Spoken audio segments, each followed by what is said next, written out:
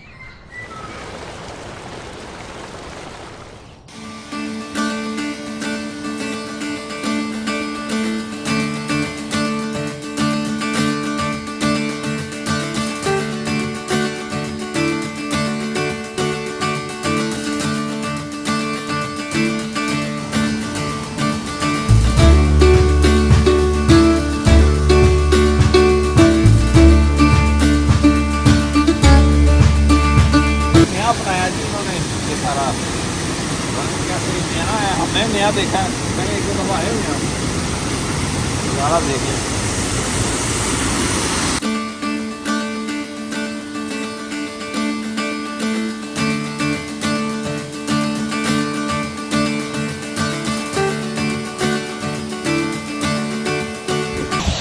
लें गाइस, एक छोटी सी वीडियो आपके साथ शेयर की है एक जगह से। ये एक छोटी सी आबशार आपको दिखानी थी, वो दिखाई है। लें जी, फ़ाज़ अली को इजाज़त दें। नेक्स्ट वीडियो में फिर से मुलाकात होगी, तब तक के लिए फ़ाज़ अली को इजाज़त दें। अल्लाह हाफिज़।